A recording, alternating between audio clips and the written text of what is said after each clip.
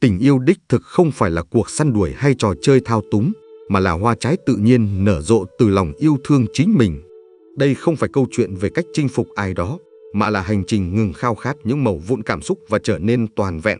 Khi bạn thực sự trân trọng bản thân, một sự chuyển hóa lặng lẽ diễn ra. Bạn không còn chạy theo tình yêu, mà bắt đầu thu hút nó một cách tự nhiên. Tình yêu ấy không đòi hỏi sự gắng gượng hay chiến lược, mà chảy đến với những ai hòa nhịp với bản chất sâu thẳm của mình. Nhưng để chạm đến trạng thái đó, bạn cần can đảm đối diện với vết thương, ôm lấy những góc khuất và hòa hợp mọi phần bị chối bỏ trong tâm hồn. Chính trong hành trình trở về với nội tâm, tình yêu chân thật sẽ tìm đến bạn. Phần 1. Tình yêu là phản ánh mối quan hệ với chính mình. Mối quan hệ tình cảm không bao giờ là sự ngẫu nhiên, mà giống như một tấm gương sáng rõ, phản chiếu những gì sâu kín nhất trong tâm hồn chúng ta. Tình yêu, dù ngọt ngào hay đau đớn, đều bắt nguồn từ cách chúng ta đối diện và trân trọng chính mình. Người chưa học cách yêu bản thân thường mang trong lòng những khoảng trống vô hình, những vết thương cũ, sự thiếu hụt tự tin hay nỗi sợ bị bỏ rơi. Những khoảng trống này không chỉ định hình cách họ nhìn nhận bản thân, mà còn chi phối cách họ kết nối với người khác. Thay vì tìm kiếm tình yêu để sẻ chia, họ vô tình biến tình yêu thành một phương thuốc, một cách để lấp đầy những thiếu hụt mà họ chưa dám đối mặt. Nhưng nghịch lý ở chỗ, càng khao khát được yêu để cảm thấy đủ đầy, họ càng dễ rơi vào những mối quan hệ chỉ xác nhận sự bất an sâu thẳm trong lòng. Hãy tưởng tượng tâm hồn như một ngôi nhà. Nếu ngôi nhà ấy đầy những góc khuất chưa được dọn dẹp, những vết nứt chưa được sửa chữa, thì dù có mời ai đó bước vào, họ cũng chỉ nhìn thấy sự hỗn độn mà bạn cố che giấu. Người thiếu tự yêu thương thường gửi đi những tín hiệu vô thức, thu hút những mối quan hệ phản ánh đúng những gì họ chưa hòa giải trong nội tâm. Chẳng hạn, một người luôn cảm thấy mình không xứng đáng có thể bị lôi cuốn bởi những đối tác hay phê phán, lạnh lùng hoặc không thực sự trân trọng họ. Không phải vì họ xui xẻo trong tình yêu, mà vì tâm trí họ, trong vô thức, đang tìm kiếm những kịch bản quen thuộc, những kịch bản xác nhận câu chuyện cũ kỹ rằng họ không đủ tốt, không đủ để được yêu thương trọn vẹn. Cơ chế này, mà các nhà tâm lý học gọi là chiếu rọi, là một lăng kính vô hình định hình cách chúng ta yêu. Khi chưa hiểu rõ bản thân, chúng ta có xu hướng nhìn người khác không phải như họ thực sự là, mà như một tấm gương phản ánh những phần trong ta mà ta chưa nhận ra. Một người khao khát được công nhận có thể lý tưởng hóa một đối tác, xem họ như vị cứu tinh sẽ mang lại giá trị mà họ không tự tìm thấy trong mình. Nhưng sự lý tưởng hóa này thường dẫn đến thất vọng, vì không ai có thể mãi mãi đóng vai trò người hùng trong câu chuyện của người khác. Tương tự, những mối quan hệ độc hại hay ám ảnh thường bắt nguồn từ việc chúng ta sử dụng tình yêu như một công cụ để bù đắp, thay vì một sự sẻ chia giữa hai tâm hồn đã đủ đầy. Hãy nghĩ về những lần bạn từng yêu. Có bao giờ bạn cảm thấy mình đang chạy theo một hình bóng, một cảm giác, hơn là chính con người thật sự trước mặt? Có thể bạn bị cuốn vào một người vì họ dường như sở hữu những gì bạn thiếu: sự tự tin, sự phóng khoáng, hay khả năng khiến bạn cảm thấy được nhìn thấy. Nhưng nếu nhìn sâu hơn, bạn sẽ nhận ra rằng điều khiến bạn say mê không hẳn là họ, mà là những phẩm chất bạn khao khát được thể hiện nhưng chưa dám. Tình yêu, trong những khoảnh khắc ấy, trở thành một cuộc tìm kiếm chính mình qua người khác. Và chính vì thế, nó thường kết thúc trong đau đớn, bởi không ai có thể thay bạn chữa lành những vết thương bạn mang trong lòng. Để phá vỡ vòng lặp này, bước đầu tiên là quay trở về với chính mình. Tự yêu thương không phải là một khái niệm sáo rỗng hay một câu khẩu hiệu tích cực. Nó là một hành động cách mạng, đòi hỏi bạn dũng cảm nhìn vào những góc khuất của tâm hồn, nơi chứa đựng những nỗi sợ, sự nghi ngờ và cả những niềm tin sai lầm về giá trị của bản thân. Khi bạn bắt đầu đối xử với mình bằng sự tử tế, kiên nhẫn và tôn trọng như cách bạn mong người khác đối xử với mình, một sự chuyển hóa lặng lẽ diễn ra. Bạn ngừng gửi đi những tín hiệu của sự thiếu thốn, và thay vào đó, bắt đầu tỏa ra một loại năng lượng mới, sự tự tin, sự bình an và sự toàn vẹn. Sự thay đổi này không chỉ ảnh hưởng đến cách bạn nhìn nhận bản thân, mà còn định hình lại những người bạn thu hút vào cuộc sống. Khi bạn yêu thương chính mình, bạn không còn chấp nhận những mối quan hệ chỉ mang lại những mẩu vụn cảm xúc. Bạn không còn bị cuốn vào những kịch bản cũ, nơi bạn phải đấu tranh để chứng minh giá trị của mình. Thay vào đó, bạn trở thành một ngọn lửa, thu hút những người đồng điệu, những người không đến để lấp đầy bạn, mà để cùng bạn sẻ chia ánh sáng của họ. Tình yêu, trong trạng thái này, không còn là một cuộc chiến hay một sự bù đắp. Nó trở thành một sự gặp gỡ giữa hai tâm hồn đã học cách đứng vững một mình, nhưng chọn ở bên nhau để cùng nhau trưởng thành. Hành trình này không hề dễ dàng. Nó đòi hỏi bạn phải đối mặt với những câu hỏi khó. Tại sao tôi luôn chọn những người khiến tôi đau? Điều gì trong tôi đang khao khát được nhìn thấy, được chữa lành? Những câu hỏi này có thể dẫn bạn trở về những ký ức xa xôi, có thể là những ngày thơ ấu khi bạn không được yêu thương đủ đầy, hoặc những lần bạn cảm thấy mình không đủ tốt. Nhưng chính trong sự đối diện ấy, bạn tìm thấy chìa khóa để giải phóng bản thân. Tình yêu lành mạnh không bắt đầu từ việc tìm được người phù hợp, mà từ việc bạn trở thành phiên bản trọn vẹn nhất của chính mình. Hãy tưởng tượng một ngày bạn thức dậy và cảm nhận được sự bình yên trong lòng, không phải vì ai đó đã yêu bạn, mà vì bạn đã chọn yêu chính mình. Trong khoảnh khắc ấy, bạn không còn cần ai đó để cảm thấy đủ đầy. Bạn không còn tìm kiếm sự công nhận từ ánh mắt của người khác. Và chính sự tự do ấy, sự tự do khỏi nhu cầu được hoàn thiện bởi ai đó, lại trở thành sức hút mạnh mẽ nhất. Những người bước vào cuộc sống của bạn lúc này không còn là những tấm gương phản chiếu nỗi đau, mà là những người bạn đồng hành, cùng bạn khám phá vẻ đẹp của sự sẻ chia. Tóm lại, tình yêu là tấm gương phản ánh mối quan hệ bạn xây dựng với chính mình. Khi bạn học cách yêu thương và trân trọng bản thân, bạn ngừng tìm kiếm những mảnh ghép còn thiếu qua người khác. Bạn bắt đầu thu hút những mối quan hệ lành mạnh, không phải vì bạn đã thay đổi để trở nên hoàn hảo, mà vì bạn đã trở nên chân thực. Tình yêu đích thực không đến từ sự may mắn hay nỗ lực thao túng, mà từ sự hòa hợp với chính con người bạn. Và khi bạn đứng vững trong ánh sáng của mình, tình yêu sẽ tìm đến không phải để cứu rỗi, mà để cùng bạn viết nên một câu chuyện mới, nơi cả hai đều được là chính mình, trọn vẹn và tự do. Nếu bạn thấy video này thú vị, đừng quên đăng ký kênh để không bỏ lỡ những nội dung hấp dẫn tiếp theo nhé. Phần 2. Khoảng trống nội tâm và vòng lặp mối quan hệ. Nhiều câu chuyện tình yêu thất bại không bắt đầu từ những lần gặp gỡ sai người, mà từ một khoảng trống lặng lẽ nằm sâu trong tâm hồn. Khoảng trống này thường khó nhận ra, là nơi chứa đựng những vết thương cũ, những lần bị từ chối, cảm giác không được yêu thương đủ đầy, hay nỗi sợ bị bỏ rơi. Chúng ta mang theo nó qua năm tháng, và khi bước vào tình yêu, thay vì sẻ chia niềm vui, ta vô tình biến tình yêu thành liều thuốc để chữa lành. Nhưng nghịch lý là, càng tìm kiếm tình yêu để lấp đầy khoảng trống, chúng ta càng dễ rơi vào những mối quan hệ chỉ xác nhận sự thiếu hụt ấy, tạo nên những vòng lặp đau đớn của sự phụ thuộc, ghen tuông và nỗi sợ mất mát. Khoảng trống nội tâm không phải là điều dễ nhận diện. Nó có thể biểu hiện qua cảm giác trống rỗng dù đang ở bên người mình yêu, qua sự khao khát được công nhận, hay qua nỗi sợ rằng nếu không có ai đó, ta sẽ không đủ giá trị. Những cảm xúc này thường bắt nguồn từ những trải nghiệm sâu xa, có thể từ thời thơ ấu, khi ta không nhận được sự quan tâm, công nhận hay an toàn mà ta cần. Chẳng hạn, một đứa trẻ lớn lên trong môi trường thiếu sự khích lệ có thể trưởng thành với niềm tin rằng mình không xứng đáng được yêu. Khi bước vào tình yêu, họ vô thức tìm kiếm một người để sửa chữa niềm tin ấy. Nhưng thay vì tìm thấy sự chữa lành, họ thường gặp những mối quan hệ lặp lại chính nỗi đau cũ. Tâm lý học gọi đây là sự bù đắp, một cơ chế mà chúng ta sử dụng tình yêu như cách để che đậy những vết thương chưa lành. Nhưng bù đắp không phải là tình yêu. Nó giống như một chiếc lồng vô hình, giam cầm cả ta và người kia trong những kỳ vọng không thực tế. Khi ta không có một mối quan hệ lành mạnh với chính mình, ta chiếu những nhu cầu chưa được đáp ứng lên đối tác. Một người cảm thấy vô hình có thể bị thu hút bởi người liên tục bỏ qua họ, không phải vì họ thích bị tổn thương, mà vì sự bỏ qua ấy quen thuộc, xác nhận câu chuyện nội tâm rằng họ không đáng được chú ý. Tương tự, một người tự xem mình không xứng đáng có thể rơi vào vòng xoáy của những mối quan hệ với người hay chỉ trích, vì những lời chỉ trích ấy vang vọng chính những gì họ nói với bản thân trong tĩnh lặng. Cơ chế này tạo ra những mối quan hệ dysfunctional, nơi tình yêu không phải là sự sẻ chia tự do, mà là một cuộc đấu tranh để đạt được sự công nhận. Những dấu hiệu của sự dysfunctional có thể là sự kiểm soát khi ta cố gắng thay đổi đối tác để họ đáp ứng nhu cầu của mình, ghen tuông khi ta sợ mất họ vì ta không tin mình đủ tốt để giữ họ, hay sự phụ thuộc cảm xúc khi ta cần họ để cảm thấy mình có giá trị. Những mối quan hệ này không mang lại niềm vui mà thường đầy ắp lo âu, vì chúng được xây dựng trên sự thiếu hụt, không phải sự phong phú. Và điều đau đớn nhất là, dù đối tác có yêu ta đến đâu, nó vẫn không đủ, vì khoảng trống nội tâm chỉ có thể được lấp đầy từ bên trong. Hãy nghĩ về một mối quan hệ mà bạn từng cảm thấy mình phải cố gắng quá nhiều, cố gắng để được yêu, để được nhìn thấy, để chứng minh giá trị của mình. Có phải bạn cảm thấy kiệt sức, như thể tình yêu là một cuộc chiến? Đó là dấu hiệu của một mối quan hệ bắt nguồn từ sự bù đắp.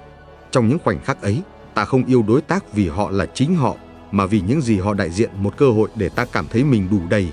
Nhưng không ai có thể gánh vác trách nhiệm chữa lành vết thương của người khác. Khi ta đặt kỳ vọng ấy lên đối tác, ta không chỉ làm tổn thương họ, mà còn tự đẩy mình vào một vòng lặp của sự thất vọng. Giải pháp không nằm ở việc tìm một người tốt hơn hay thay đổi cách ta yêu, mà ở việc quay trở về với chính mình. Đau khổ trong tình yêu, dù khó chịu, thực chất là một lời kêu gọi từ tâm hồn, thúc giục ta nhìn sâu vào những vết thương đang chi phối cuộc sống. Đó có thể là nỗi đau của một đứa trẻ không được yêu thương đủ, hay sự tổn thương từ những lần bị từ chối trong quá khứ. Đối diện với những nỗi đau này không phải để đổ lỗi cho cha mẹ, cho hoàn cảnh, hay cho chính mình mà để lấy lại quyền tự chủ cảm xúc. Không ai, kể cả người yêu lý tưởng nhất, có thể quay lại và chữa lành những gì ta đã mất trong quá khứ. Nhưng chính ta, với lòng kiên nhẫn và sự tử tế dành cho bản thân, có thể làm được điều đó. Hành trình chữa lành bắt đầu khi ta ngừng tìm kiếm tình yêu như một phương thuốc và bắt đầu cho mình những gì ta luôn khao khát: sự quan tâm, sự tôn trọng và sự an toàn. Điều này có thể đơn giản như việc dành thời gian lắng nghe cảm xúc của mình, tha thứ cho những sai lầm trong quá khứ, hay học cách nói không với những gì làm tổn thương ta. Khi ta xây dựng một mối quan hệ lành mạnh với chính mình, ta ngừng chiếu những nhu cầu chưa được đáp ứng lên người khác. Kết quả là ta bắt đầu thu hút những mối quan hệ dựa trên sự phong phú, không phải sự thiếu hụt. Hãy tưởng tượng một phiên bản của bạn không còn chạy theo sự công nhận từ người khác. Bạn không còn cần ai đó để cảm thấy mình đủ tốt, vì bạn đã tìm thấy giá trị của mình từ bên trong. Trong trạng thái ấy, bạn không còn bị cuốn vào những mối quan hệ lặp lại nỗi đau cũ. Bạn trở nên chọn lọc hơn, không phải vì kiêu ngạo, mà vì bạn biết mình xứng đáng với tình yêu tôn trọng và chân thành. Những người bước vào cuộc sống của bạn lúc này không còn là những tấm gương phản chiếu vết thương, mà là những người bạn đồng hành, sẵn sàng sẻ chia hành trình của họ với bạn. Quá trình này không diễn ra trong một sớm một chiều. Sẽ có những lúc bạn tái diễn những mô hình cũ, chọn những người không thực sự trân trọng bạn, hay cảm thấy khoảng trống nội tâm quay trở lại. Nhưng mỗi lần bạn nhận ra và chọn khác đi, chọn yêu thương bản thân thay vì tìm kiếm sự cứu rỗi từ bên ngoài, bạn tiến gần hơn đến sự tự do. Tình yêu đích thực không đến từ việc tìm được người hoàn hảo, mà từ việc bạn trở thành phiên bản trọn vẹn của chính mình.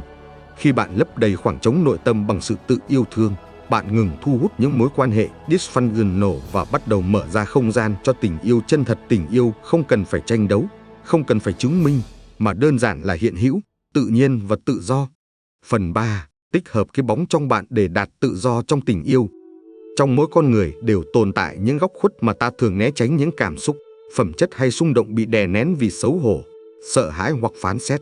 Những phần này được gọi là cái bóng, không chỉ là những điểm yếu hay khuyết tật, mà đôi khi còn là những tài năng, khát khao hoặc sức mạnh mà ta chưa dám thừa nhận. Trong tình yêu, cái bóng đóng vai trò như một đạo diễn vô hình, định hình những người ta bị thu hút, những mối quan hệ ta xây dựng, và cả những drama lặp đi lặp lại. Khi chưa hòa hợp được cái bóng, ta dễ bị cuốn vào những mối quan hệ phản ánh chính những gì ta chối bỏ trong mình. Nhưng khi ta dũng cảm đối diện và chấp nhận nó, ta tìm thấy tự do để yêu thương một cách chân thật, không còn bị chi phối bởi những mô hình vô thức. Cái bóng không chỉ là những điều tiêu cực như sự giận dữ, đố kỵ hay sự yếu đuối. Đôi khi, nó còn là sự tự do mà ta kìm nén, sự sáng tạo bị chôn vùi, hay sự nhạy cảm mà ta xem là dấu hiệu của sự mong manh. Trong tình yêu, cái bóng thường biểu hiện qua những cảm xúc mãnh liệt mà ta không thể lý giải. Bạn có bao giờ bị cuốn hút bởi một người khiến bạn cảm thấy sống động, nhưng đồng thời cũng làm bạn rối bời? Có thể đó là vì họ đang thể hiện một phần cái bóng của bạn, một phần mà bạn đã từ chối hoặc không dám sống trọn vẹn. Chẳng hạn, một người luôn kiểm soát cảm xúc có thể say mê một người phóng khoáng, bởi sự tự do ấy là điều họ thầm khao khát nhưng không dám thể hiện. Ngược lại, một người che giấu sự tổn thương có thể bị thu hút bởi người nhạy cảm, chỉ để rồi sau đó chỉ trích họ vì chính sự nhạy cảm ấy. Những cảm xúc mãnh liệt này, từ đam mê cháy bỏng đến sự khó chịu sâu sắc, thường là tín hiệu từ cái bóng. Điều khiến bạn bị cuốn hút hoặc tức giận ở người khác thường phản ánh một phần trong bạn mà bạn chưa chấp nhận. Ví dụ, nếu bạn khó chịu với sự bộc trực của đối tác, có thể đó là vì bạn đã học cách kìm nén sự thẳng thắn của mình để được yêu mến. Hoặc nếu bạn ngưỡng mộ sự tự tin của ai đó, có thể đó là dấu hiệu rằng bạn đang khao khát sự tự tin ấy nhưng chưa dám tin mình có nó. Cái bóng tạo ra một trò chơi vô thức, ta tìm kiếm ngoài kia những gì ta không dám đối diện trong mình, và kết quả là những mối quan hệ đầy drama, nơi ta vừa yêu vừa đấu tranh với chính bản thân qua người khác. Vấn đề không nằm ở việc cảm thấy bị thu hút hay khó chịu, đó là bản chất của con người. Vấn đề là khi ta không nhận ra nguồn gốc của những cảm xúc ấy. Khi cái bóng chưa được hòa hợp, ta trở thành con rối của những lực lượng nội tâm mà ta không hiểu. Ta lặp lại những mô hình quen thuộc, yêu những người làm ta tổn thương, chọn những mối quan hệ phản ánh nỗi đau cũ, rồi đổ lỗi cho số phận hoặc người kia. Nhưng sự thật là, những gì ta tránh đối diện bên trong sẽ luôn tìm cách biểu hiện bên ngoài, qua những người ta gặp và những câu chuyện ta sống. Tình yêu, trong trạng thái này, không phải là sự tự do, mà là một vòng lặp của sự lặp lại vô thức. Hòa hợp cái bóng là một hành trình đòi hỏi sự can đảm. Nó bắt đầu bằng việc nhìn vào chính mình mà không phán xét. Điều này có nghĩa là thừa nhận rằng bạn cũng có những khoảnh khắc ích kỷ, giận dữ hay yếu đuối, và điều đó không khiến bạn kém giá trị. Nó cũng có nghĩa là nhận ra những phẩm chất bạn ngưỡng mộ ở người khác thực chất là những phần trong bạn đang chờ được khai phá. Chẳng hạn, nếu bạn luôn bị thu hút bởi những người sáng tạo, hãy tự hỏi, có phải bạn đã kìm nén khả năng sáng tạo của mình vì sợ thất bại? Nếu bạn thường xuyên tranh cãi với những người bộc trực, hãy xem xét, có phải bạn đang né tránh sự trung thực với chính mình? Những câu hỏi này không dễ trả lời, nhưng chúng mở ra cánh cửa để bạn hiểu rõ hơn về những lực lượng đang chi phối tình yêu của bạn. Khi bạn bắt đầu chấp nhận cái bóng, một sự chuyển hóa kỳ diệu diễn ra. Bạn không còn cần người khác để thể hiện những phần bị đè nén của mình. Bạn không còn bị cuốn vào những mối quan hệ chỉ để xác nhận nỗi đau cũ. Thay vào đó, bạn bắt đầu yêu một cách tự do hơn, vì bạn không còn cần đối tác để lấp đầy những khoảng trống nội tâm. Một người từng sợ sự tổn thương, sau khi học cách ôm lấy sự nhạy cảm của mình, có thể ngừng chọn những đối tác khiến họ cảm thấy bị phớt lờ. Một người từng kìm nén sự mạnh mẽ của mình có thể ngừng tìm kiếm những mối quan hệ nơi họ phải đóng vai kẻ phụ thuộc. Tình yêu, trong trạng thái này, trở thành một sự sẻ chia giữa hai người đã đủ đầy, không phải một cuộc tìm kiếm để bù đắp. Hành trình hòa hợp cái bóng không phải là một con đường thẳng. Sẽ có những lúc bạn tái diễn những mô hình cũ, bị cuốn vào những người gợi lên những cảm xúc quen thuộc. Nhưng mỗi lần bạn nhận ra và chọn khác đi, chọn yêu thương bản thân thay vì tìm kiếm sự cứu rỗi qua người khác, bạn tiến gần hơn đến sự tự do. Tự do này không chỉ giúp bạn thoát khỏi những mối quan hệ tổn thương, mà còn cho phép bạn yêu người khác vì chính con người họ, không phải vì những gì họ đại diện trong câu chuyện nội tâm của bạn. Kết quả của việc hòa hợp cái bóng là một sự rõ ràng mới trong tình yêu.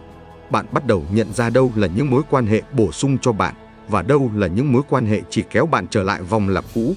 Bạn học cách nói không với những gì làm tổn thương bạn, không phải vì bạn trở nên khép kín, mà vì bạn biết giá trị của mình. Bạn cũng học cách yêu mà không cần kiểm soát hay phụ thuộc, vì bạn không còn cần người khác để xác nhận sự tồn tại của mình. Tình yêu, trong trạng thái này, trở thành một sự gặp gỡ giữa hai tâm hồn tự do, nơi cả hai đều được là chính mình mà không phải gánh vác những kỳ vọng vô thức của người kia. Hòa hợp cái bóng không làm bạn trở nên hoàn hảo, nhưng nó mang lại cho bạn sự tỉnh thức. Bạn bắt đầu nhìn tình yêu như một tấm gương, không phải để tìm kiếm sự hoàn thiện, mà để khám phá chính mình. Mỗi mối quan hệ trở thành một cơ hội để trưởng thành, để nhận ra những phần trong bạn vẫn cần được yêu thương và chấp nhận. Và khi bạn đứng vững trong sự toàn vẹn của mình, bạn thu hút những người đồng điệu, những người không đến để lấp đầy bạn, mà để cùng bạn viết nên một câu chuyện tình yêu chân thật, tự do và đầy ý nghĩa. Nếu bạn thấy video này hay, hãy đăng ký kênh để tiếp thêm động lực cho mình tạo ra nhiều nội dung chất lượng hơn nữa nhé. Phần 4. Tích hợp Animus Anima để yêu thương trưởng thành. Trong mỗi con người, bất kể giới tính, đều tồn tại hai luồng năng lượng tâm lý cơ bản, năng lượng nam tính và năng lượng nữ tính. Chúng không liên quan đến định kiến giới, mà là những nguyên mẫu sâu xa định hình cách ta cảm nhận, hành động và yêu thương. Năng lượng nam tính thường gắn với lý trí, quyết đoán và cấu trúc, tồn tại trong phụ nữ. Năng lượng nữ tính liên kết với trực giác, sự nhạy cảm và khả năng tiếp nhận, hiện diện trong đàn ông. Khi những năng lượng này chưa được hòa hợp trong nội tâm, ta có xu hướng tìm kiếm chúng ở người khác, biến tình yêu thành một cuộc truy đuổi lý tưởng không thực tế. Nhưng khi ta tích hợp chúng, tình yêu trở thành một hành trình trưởng thành, nơi hai tâm hồn gặp nhau không phải để hoàn thiện nhau, mà để sẻ chia sự trọn vẹn của chính mình. Khi chưa hòa hợp những năng lượng này, ta thường chiếu chúng lên người mình yêu, xem họ như mảnh ghép còn thiếu của tâm hồn.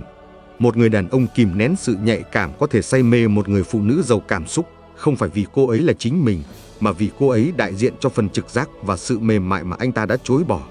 Tương tự, một người phụ nữ chưa phát triển sự quyết đoán có thể bị thu hút bởi người đàn ông mạnh mẽ, tin rằng chỉ qua anh ta, cô mới tìm thấy sự ổn định hay hướng đi. Trong những khoảnh khắc đầu tiên, sự chiếu rọi này tạo ra cảm giác định mệnh như thể người kia là một nửa hoàn hảo. Nhưng đây không phải tình yêu chân thật, mà là sự mê hoặc của những hình ảnh nội tâm mà ta gán cho họ.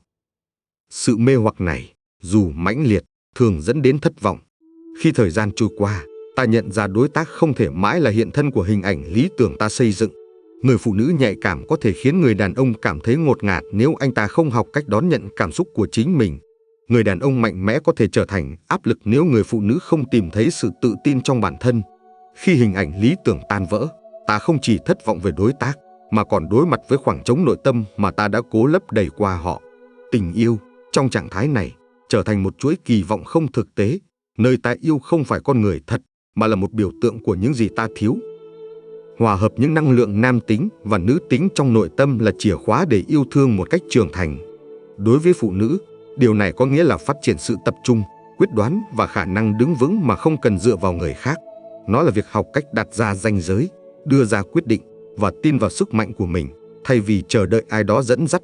Đối với đàn ông, hòa hợp năng lượng nữ tính là học cách lắng nghe trực giác, đón nhận sự tổn thương và cho phép bản thân cảm nhận mà không sợ bị xem là yếu đuối. Khi ta phát triển cả hai khía cạnh này, ta trở nên cân bằng hơn, không còn cần đối tác để bù đắp những gì ta thiếu. Hành trình này không phải là xóa bỏ sự khác biệt giữa các năng lượng, mà là ôm lấy sự bổ sung của chúng trong chính mình. Một người phụ nữ tích hợp năng lượng nam tính không trở nên cứng nhắc, mà học cách kết hợp sự mạnh mẽ với sự mềm mại, hành động với trực giác. Một người đàn ông hòa hợp năng lượng nữ tính không mất đi sự quyết đoán, mà trở nên linh hoạt hơn, biết cách lắng nghe và kết nối sâu sắc. Khi ta đạt được sự cân bằng này, ta ngừng tìm kiếm một nửa hoàn hảo ở người khác, vì ta đã tìm thấy sự trọn vẹn trong chính mình. Tình yêu, từ đây, trở thành một sự sẻ chia giữa hai cá nhân đủ đầy, thay vì một cuộc tìm kiếm để lấp đầy khoảng trống. Sự tích hợp này cũng giúp ta thoát khỏi những mối quan hệ mất cân bằng.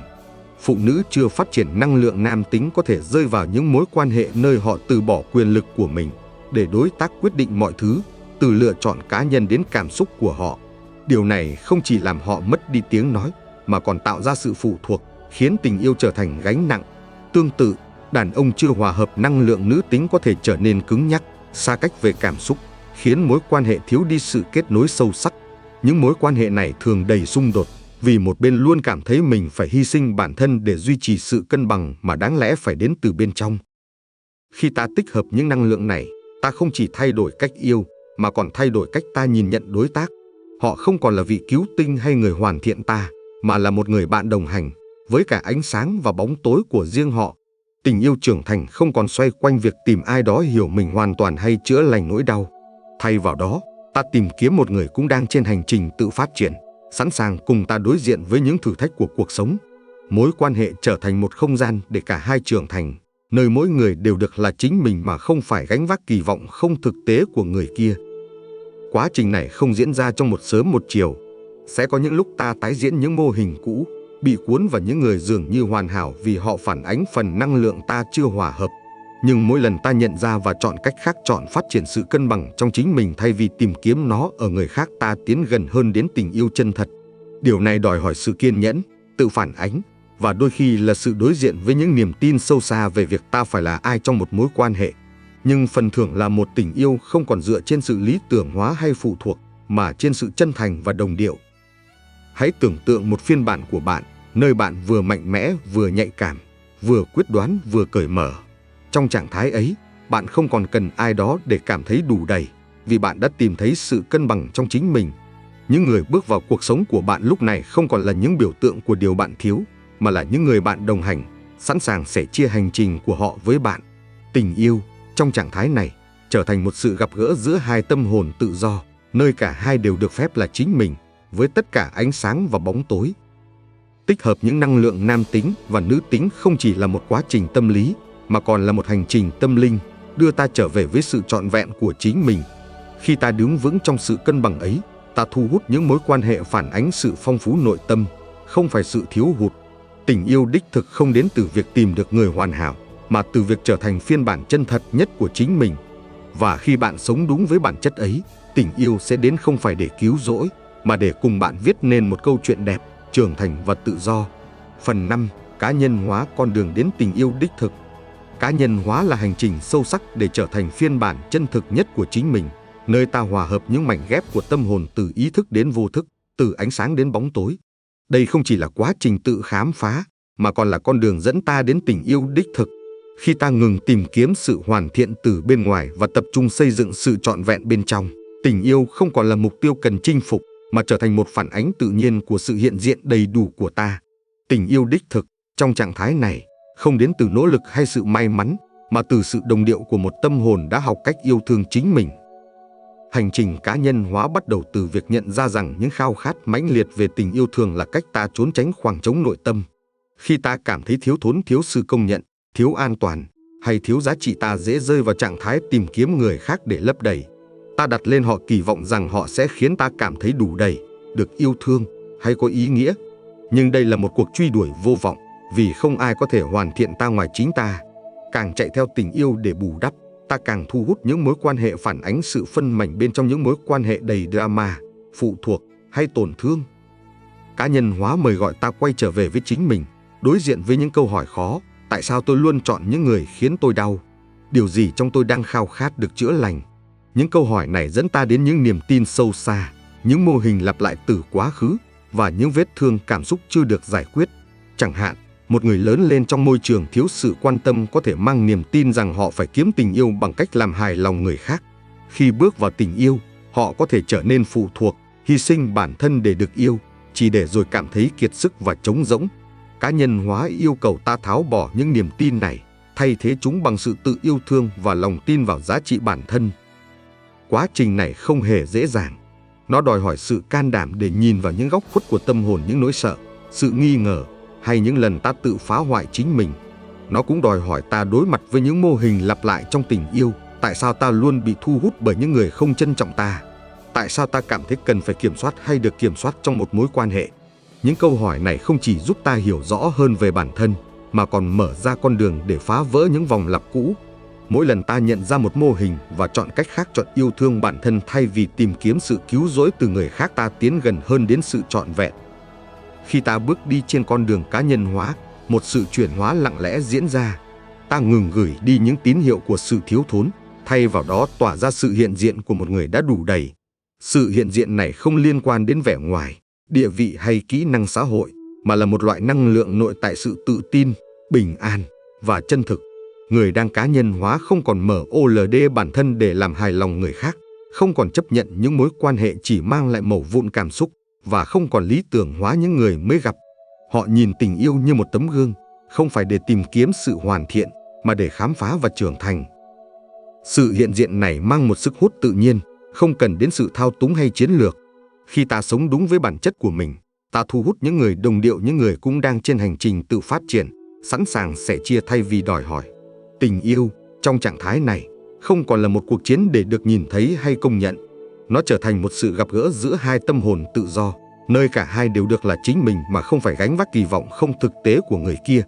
Đây là lý do tại sao tình yêu đích thực thường đến khi ta ít mong đợi nhất, không phải vì ta từ bỏ, mà vì ta đã ngừng tìm kiếm và bắt đầu hiện hữu. Cá nhân hóa cũng mang lại một sự rõ ràng mới trong tình yêu. Người đang trên hành trình này học cách nhận ra đâu là những mối quan hệ bổ sung cho họ, và đâu là những mối quan hệ kéo họ trở lại vòng lặp cũ. Họ biết nói không với những gì làm tổn thương, không phải vì khép kín, mà vì họ trân trọng giá trị của mình. Họ cũng học cách yêu mà không cần kiểm soát hay phụ thuộc, vì họ không còn cần người khác để xác nhận sự tồn tại của mình. Tình yêu trong trạng thái này trở thành một không gian để cả hai trưởng thành, nơi mỗi người đều được phép là chính mình, với tất cả ánh sáng và bóng tối. Hành trình cá nhân hóa không phải là một con đường thẳng. Sẽ có những lúc ta tái diễn những mô hình cũ, bị cuốn vào những người gợi lên những cảm xúc quen thuộc, hay cảm thấy khoảng trống nội tâm quay trở lại. Nhưng mỗi lần ta nhận ra và chọn khác đi, chọn yêu thương bản thân, chọn sống đúng với giá trị của mình, ta tiến gần hơn đến tình yêu đích thực. Quá trình này đòi hỏi thời gian, kiên nhẫn và đôi khi là sự cô đơn. Nhưng chính trong sự cô đơn ấy, ta tìm thấy sức mạnh để đứng vững một mình, để biết rằng ta đủ đầy ngay cả khi không có ai bên cạnh. Hãy tưởng tượng một phiên bản của bạn, nơi bạn sống đúng với bản chất của mình, không phải để làm hài lòng ai, không phải để chứng minh giá trị, mà đơn giản vì đó là con người bạn. Trong trạng thái ấy, bạn không còn cần ai đó để cảm thấy đủ đầy, vì bạn đã tìm thấy sự trọn vẹn trong chính mình. Những người bước vào cuộc sống của bạn lúc này không còn là những tấm gương phản chiếu nỗi đau, mà là những người bạn đồng hành, sẵn sàng cùng bạn khám phá vẻ đẹp của sự sẻ chia. Tình yêu trong trạng thái này không còn là một cuộc truy đuổi, mà là một sự đồng điệu tự nhiên, nhẹ nhàng và chân thật. Cá nhân hóa không chỉ dẫn bạn đến tình yêu, mà biến bạn thành hiện thân của tình yêu. Khi bạn yêu thương bản thân đủ đầy, bạn không còn chấp nhận ít hơn những gì bạn xứng đáng. Bạn không còn lãng phí thời gian cho những mối quan hệ làm tổn thương, và bạn không còn bám víu vào những gì không thuộc về mình. Tình yêu đích thực trong trạng thái này không cần phải tìm kiếm, nó đơn giản là nhận ra bạn như cách bạn đã nhận ra chính mình. Và khi tình yêu ấy đến, nó không phải để hoàn thiện bạn, mà để cùng bạn viết nên một câu chuyện đẹp, nơi cả hai đều được tự do, được trưởng thành và được là chính mình. Tình yêu đích thực không phải món quà của số phận, mà là hoa trái từ hành trình yêu thương và chữa lành chính mình. Khi bạn tích hợp cái bóng, hòa hợp năng lượng nam tính và nữ tính và bước đi trên con đường cá nhân hóa, bạn không chỉ tìm thấy tình yêu mà trở thành tình yêu. Tình yêu ấy nhẹ nhàng, chân thật và tự do vì nó bắt nguồn từ sự trọn vẹn của bạn. Hãy cam kết với hành trình này, trân trọng giá trị bản thân và sống đúng với bản chất của mình. Bạn đã sẵn sàng để yêu thương một cách trưởng thành chưa?